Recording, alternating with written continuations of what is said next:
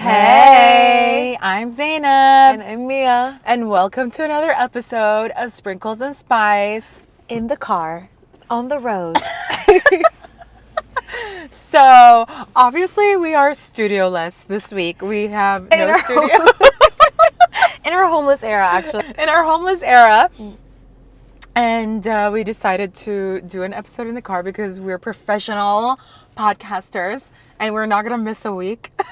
And this is a great opportunity to link up MTV if they want to pimp our ride. Is my ride still on? Have I just exposed myself? Anyways, moving on. If you're listening on Spotify or Apple Podcasts, we highly recommend you go on YouTube and watch this episode. Because the audio quality is not our usual standard. And also, I think this is going to be a more fun episode to watch than hear. So that's just our recommendation, but you do what you want to do. You do you, boo-boo. You do you, boo. You do you. So this episode is going to be a lot more casual, not only in terms of setting, but also in terms of conversation, in the sense that we really don't have one specific topic planned. I mean, the theme is, what was it? Friendship? Yeah. Healing? Healing friendships. Healing friendships? Kind of our friendship. Healing through friendships? Friendships that heal? Healing. Instead of being annoying. The usual. All right, so this week I thought it would be really interesting to kind of discuss our friendship, because one of the comments that I think we've received the most, or the praise, not the praise, the praise. No, but one of the comments we do receive a lot is the fact that we have quite like a nice dynamic, like a really good friendship, all of that. But Yeah. It's not all sunshine and roses. We have our own. It's not? I think a lot of people idealize our friendship. Like, yeah, you guys don't fight. Like, it's so perfect. No. It's like we fight. Yeah. Yeah. I annoy her a lot. But it's, I think we were talking about this last night, where we are very similar, but we're also like, we complement each other. Our values, and I said this yesterday, our values are the exact same, Zainab. Yeah. And that's why it works. Yeah. But our approaches to things are different. Not everything, some things. But they complement each other. Yeah. It works. They it's a do really good complement balance. each other. Yeah. Like, you don't mind stepping up when you feel that I'm down, and when you're down, I don't mind stepping up. I think that's the thing is, I think this friendship healed me because you kind of taught me that it's okay to let someone take care of me. Yeah. And to not always be the one that takes care of. I think I'm very used to being like the happy, fun friend. Like, if anything's wrong, like, I'm there to listen, but I don't want someone to do that to me. I don't like being vulnerable. And I feel this responsibility to always be like, not one-dimensional, but like the happy, positive, cool having fun, doing things friend. And I think because you're like, if I was sad, then I'm just going to bring the vibe down. And I don't like that. Yeah. Even though I know that's not how people feel, I realistically speaking understand that if I'm in a mood, it's, first of all, there's a real reason behind it. Yeah. And you're not going to despise me. You're going to stand there for me. But having someone do that was just foreign because I wasn't showing that side of me. Yeah. You know? Yeah. But you allowed me to show that side of me. It's like an onion. Like, you peel layers back and you get to see someone like on a deeper and deeper and deeper level. And then I clocked that. I think I was like, she's actually like very soft on the inside, but she likes to have this like hard shell, and the hard shell is this persona where it's like, I'm fun, I don't get sad, I'm like, oh, woo, woo, like, you know what I mean?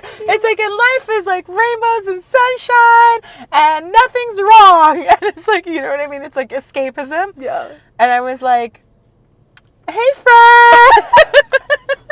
Which is so funny because I really pride myself on having no one be able to clock my bad days. I would walk and she's like, what's wrong?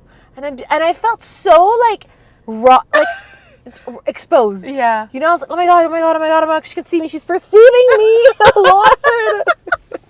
Is she psychic? She's a witch. Yeah. She must be a witch. And I mean, and that was, I think, around the same time you and I started sort of resetting our boundaries. I think this one time we had like depleted our energy just going out all day long and out nonstop. And then we both just disappeared for a whole day. Yeah. There was this excitement, I'm going to say, like in the beginning, because like we both were kind of looking for each other. Yeah. Like, as cheesy and corny as that sounds. Sounds so like, corny. I don't care. Looking for I each don't other. fucking care. No, I was looking for a best friend that like had all the qualities that you did. So I think in the beginning it was the honeymoon Shopping. phase. What a dynamic duo we were when we met.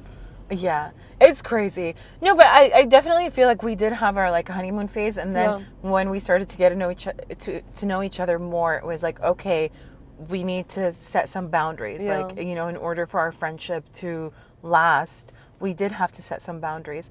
Which was a first for me. Yeah. I told you this. Before you, I had never set boundaries with anyone, and I had never had someone set boundaries. You know, what happens is that you're two girls and you fight and then you make up and that's it. And you don't really discuss the issue. And I think what you did was a formula that I think people in relationships, like romantic relationships, do. But you took that and you applied it to our friendship, because if you really think about it, you're used to doing this to your friends, you know, like talking about like their behavior. I am absolutely not policing people. I will get sad in my corner and I won't even tell you that I'm sad. Yeah. And I'll figure out if I want to distance myself or if I want to pretend like nothing happened. But that was my motto. Yeah. Like, never talk about it, because I don't want to show anyone that I'm even affected by it. Yeah. You were not allowing that at all. Yeah, because I was like, I really like you as a person. I enjoy hanging out with you. I love our hangs. I love like the way we connect and all of that. And you know, obviously there were things that annoyed me or bothered me or rubbed me a certain way. So I was like, okay, you know, I want to keep having these good moments. But I think I need to address this as well. And I don't want to go down the route where it's like, okay, I'm going to distance myself and I'm just going to see, you know what I mean? Yeah. And the thing is, I see it too now, because, you know, my sense of humor is very, like, I love to roast people. I think no one, this is really crazy to think about, but no one ever wanted to be the person that's like, my feelings are hurt, because when you don't show that you have feelings, people don't show that they have feelings either. So even though my friendships were incredibly deep, I know that my friends would cover up their hurt because I'm not showing my hurt, you know? And then the really ultra close people in my life that get to see my sad days or my hurt days, like, I don't know, like we've been friends for so many years. I mean, we're childhood friends at this point. That's how we got this close, that we know each other's boundaries, you know? Yeah. Everyone else in the past few years that I know just doesn't get that access to me, and especially after losing my dad. I mean, I truly covered up my feelings. Yeah. Because I had to cope. That was my coping mechanism. Yeah. And I think the reason why I could see that is because maybe I feel like I was... You recognize yourself. I recognized myself in my younger self. And I was like, oh, I know where this is coming from. I know what all these like defense mechanisms are. And I think I wished I had someone to kind of guide me.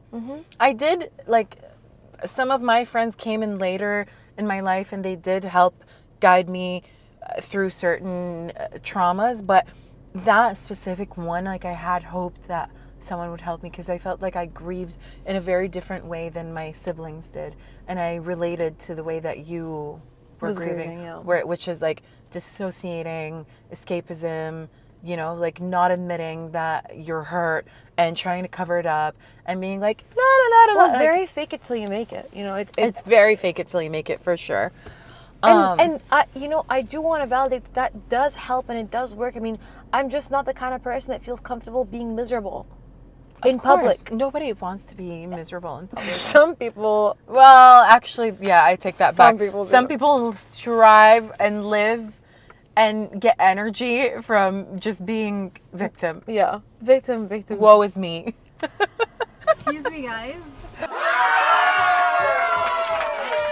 I mean, we're talking about friendships and healing through friendships. Yeah. I'm out.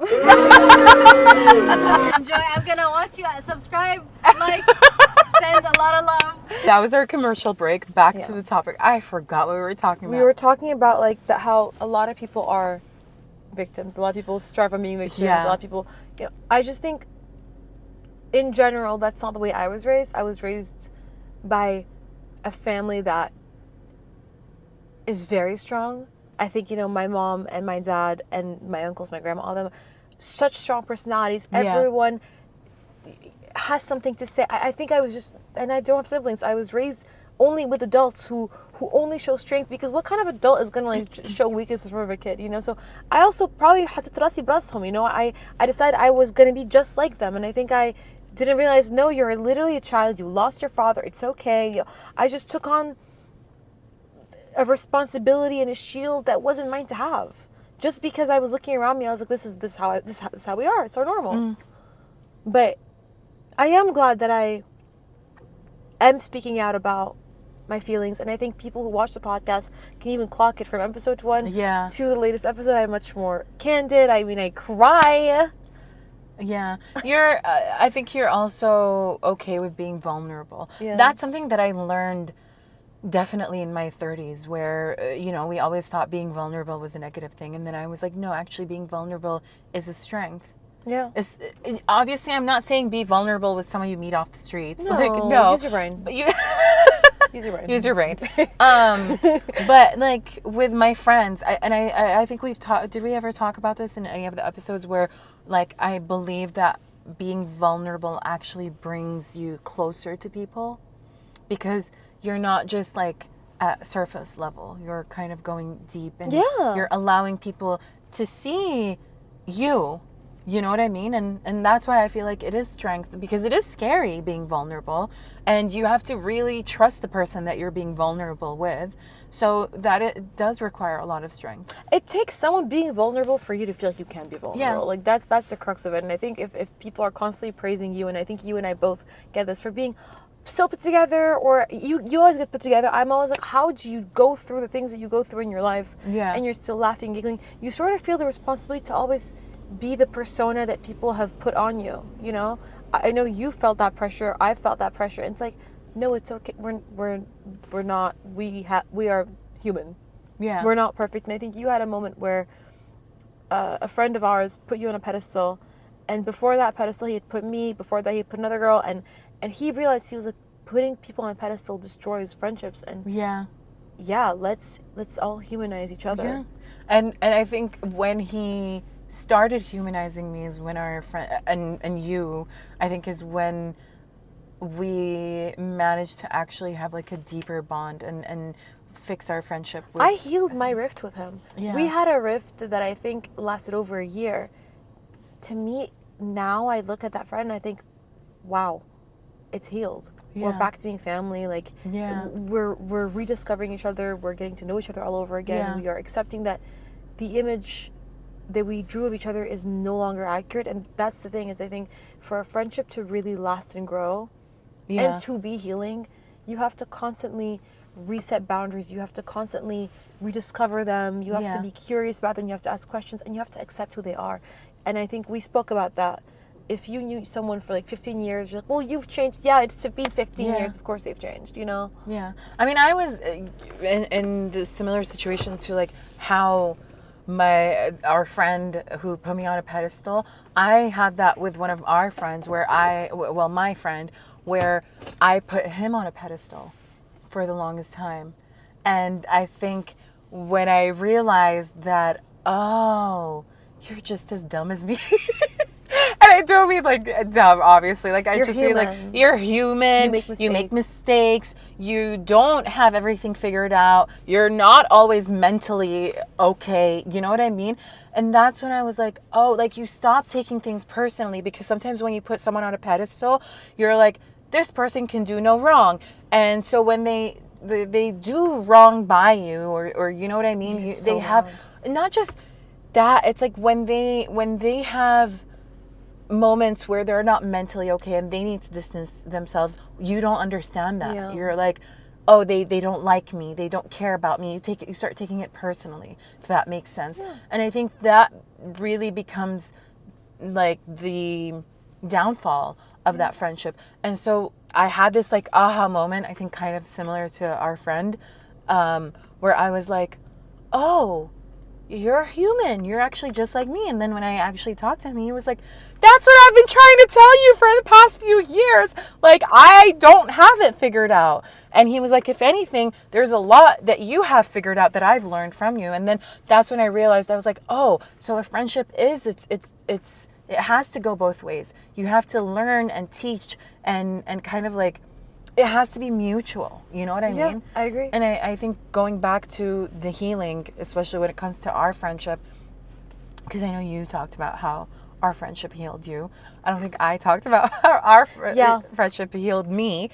I think like obviously when we first met, you knew I was obviously had my guards up a lot. Yeah, you did. I Yeah. had like so many walls. And even though I craved that like friendship, that closeness with a girlfriend, there was a lot of like trauma, I guess, from like past friendships. But more than that, I think also I was in a place where I told you I wasn't very much like, I lost touch of my feminine side, because I do like to say I'm a person who's very in touch with my feminine side and I like being feminine. But during that time, I was just not too in touch with my feminine side, and it was getting to me. I was feeling insecure. I wasn't feeling as hopeful. I just felt like I was a muted version of myself. You know what I mean? Don't cry. Oh my God. No, it's because it's crazy to think, you know what I mean? I know. That was 12 months ago. And it's crazy that, you know, I had hoped.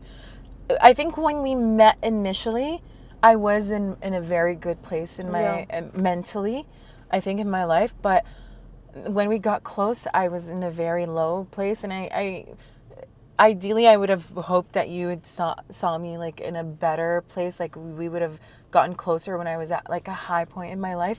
But I also think that's what brings us closer, is that you came along with me in this journey where I kind of, and I was telling you recently, like, I'm getting parts of myself back that I've lost. And people are telling you. And people are telling me. And I think you actually helped me. And a lot of times in the beginning of our friendship, you challenged me a lot to bring those things back. Like, and it was like triggering at some points, but in the best way possible. Because how so, though? You're like, we need to clean out your closet and your makeup. Because I had makeup from like, what, like 10 years ago? You and you're like, you of all people had makeup that had been there when I was still in high school.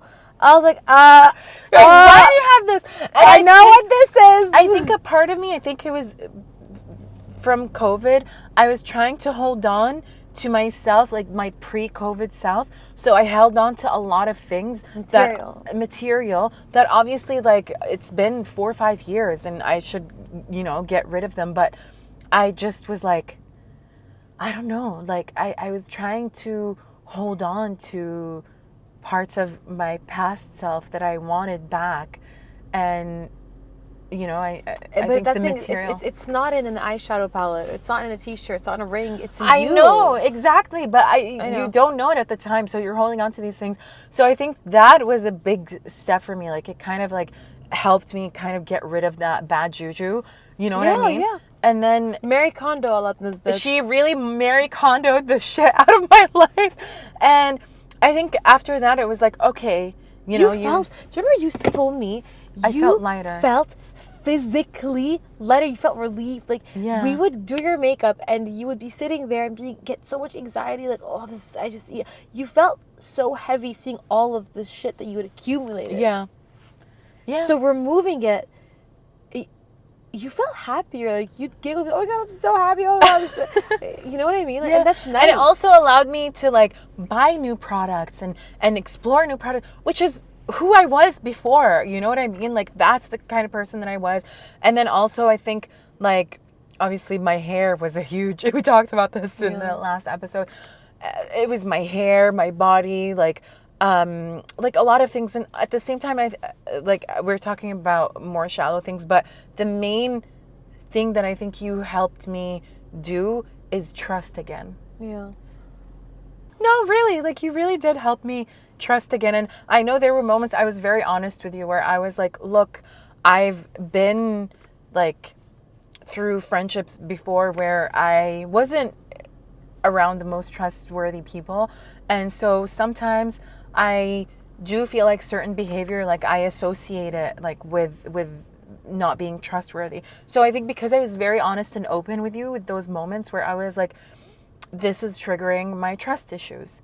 And we would kind of like talk about it. I think because we have like very difficult conversations. And we are open. That's the thing is, it's difficult conversations, but it's open communication. And it's open communication, and I don't think anything is taken personally. Yeah. And I think that's why we were able to grow, because it's like, yeah, in the moment, like you could say something that like pisses me off, but then I would sit and simmer in it, and I'm like, okay, it's not personal. Like, you know what I mean? Well, that's what happened the first time. The first time you and I had the more difficult conversation, I remember you later on told me you were so shocked at how much I just took it in stride. And I was like, yeah, okay, it's fine.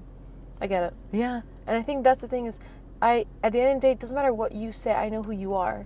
Yeah. I know that if it sounds really like, okay, but why is she saying this? I know she loves me. So it's probably for the betterment of our friendship. I think it was super refreshing about our friendship was that when I had to have a difficult conversation, or when I had to like set a boundary, or when I had to tell you like I'm annoyed with this, or this bothers me, or I'm not like too happy with this thing, it wasn't like you would sit there and be hard on yourself, or you take it personally and you're like, oh, she hates me, oh, she's doing this, or she's saying this because of no, like, you know what I mean? It was more of like, and this to me was I think the turning point where I was like, no, that's my girl, where you were like, okay, what exactly was it that made you feel this way? How could I have acted? What, like, and then you would kind of go into explaining yourself instead of immediately going into defense mode. Mm-hmm. I think what I liked is that you first were listening and asking questions to figure out like why I felt the way I did and how I felt. And it was, I'm not gonna lie, like at some points it was so healthy that it was uncomfortable. Yes. Oh my God. You know? Yes. It was like, okay, I actually have to be honest, like right now, not just with myself, but with her. You know what I mean? So I would have to be very honest and tell you. And a lot of times I would tell you, like, I'm not sure. Like, maybe this is going to change. Maybe I'm just feeling like this right now. Like, you know what I mean? Like, anyways. Do you want to talk about, okay, this is going to be difficult. I don't know if you want to talk about it. Do you want to talk about our first big argument? Disagreement? Yeah. One of the first times that we actually had like I would say, yeah, it was probably an argument. It was it's so funny. Yeah. It was not funny at the time. No. It was just, I think it was a lot of miscommunication. And I think from my end, I had some things that were bottled up, and you bottled so much shit up. Did you have things that were bottled up as well? Yeah. Yeah? Yeah. And I think, but that's the thing. So that's how we fight differently. You fight clean. I fight so dirty. I stay silent. I'm like, and I wait for you to trip yourself up, because the more I'm sad, the more you say. And I'm like, I need to get off the phone because I'm mad right now, and I don't want to. I knew that I wasn't going to express myself in the best way possible. I could tell that you were not happy with how it came out, because you thought I was going to take it in that way, but I knew that while you were saying it, I was like, okay, this doesn't sound good, but I know her. That's not what she means. Exactly, and that's why I was like, I want to get off the phone right now. I was so annoyed at that point that I was like, no, say more. Yeah. And then, like maybe half an hour later, I'm like, did you make it home safe? Yeah, because I was driving, and then she texted me. She was like, let me know when you get home safe. The streets are not safe for women, or something along those lines. Yeah, soft. I was like, and I literally just responded with, I love you, bitch. Yeah. After like the insane phone call. And then that same night, we got on the phone and we were like, okay, I'm calm, you're calm, and let's actually unpack this. Yeah. And it was like a more, I think, it was a very honest conversation, but it was a calmer conversation. It was like a constructive conversation, I want to say, rather than when we were both like, our emotions were very like volatile, and we were like, rah! Also, we're both Sagittariuses, so we're both fire signs. And we both have water moons, so we're emotional. I'm a Cancer moon, and you're a Scorpio moon. And I think, the Scorpio moon hides her feelings, but her feelings are crazy intense. And the Cancer moon, like, has way too many feelings. Yeah.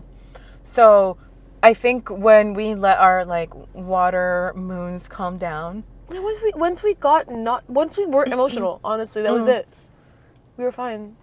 Yeah, and I think we were able to have a very honest, constructive conversation. It was so that was the thing. It was so open. It was so raw. It was, we both, I told you exactly what hurt me. I told you why I felt like I was at a disadvantage at that moment. Yeah. You told me exactly what your intentions were. You told me like, hey, you experienced the loss. I told you I just saw the Little Mermaid. Like, it was stupid, but like, yeah.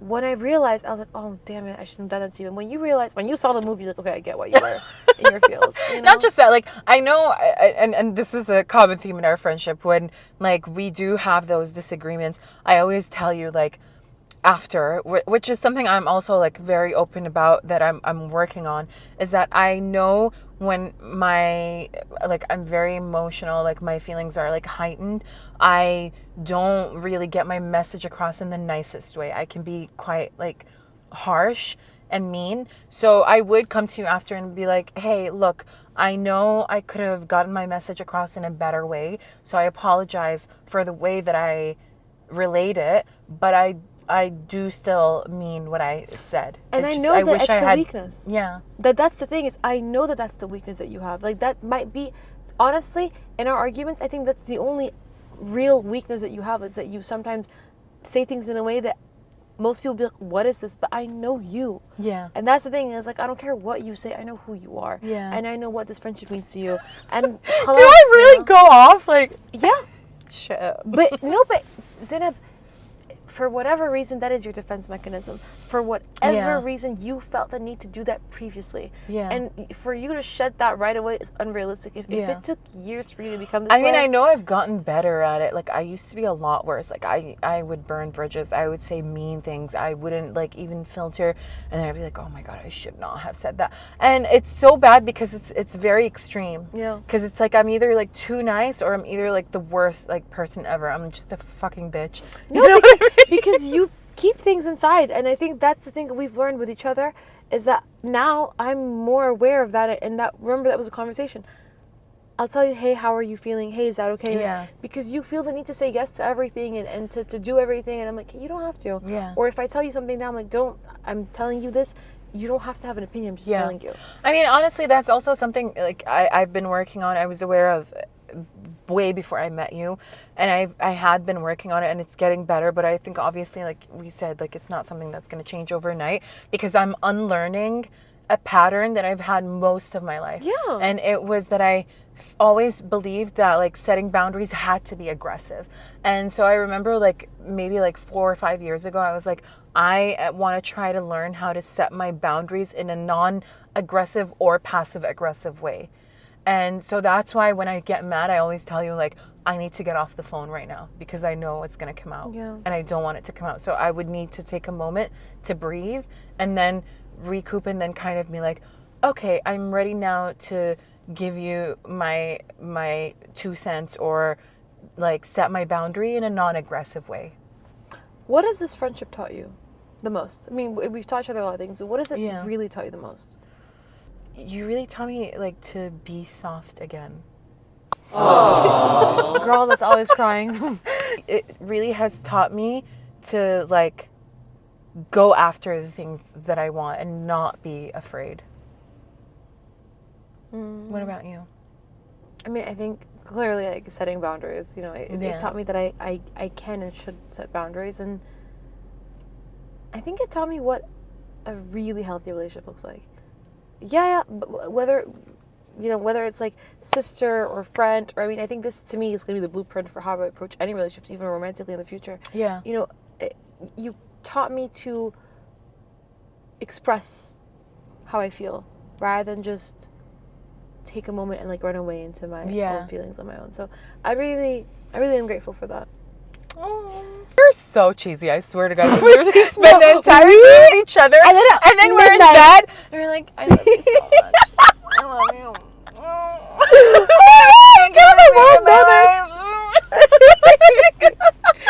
No, I want to know why, if I'm spending the whole day with you, I want to talk to you at night. Disgusting. Absolutely disgusting. No, but this is why I'm single. 12 times to meet someone. Bitch, you're my soulmate. Literally, like, I think I'm really convinced that we're soulmates. Anyways, we just spent an hour talking about our love story. Yeah.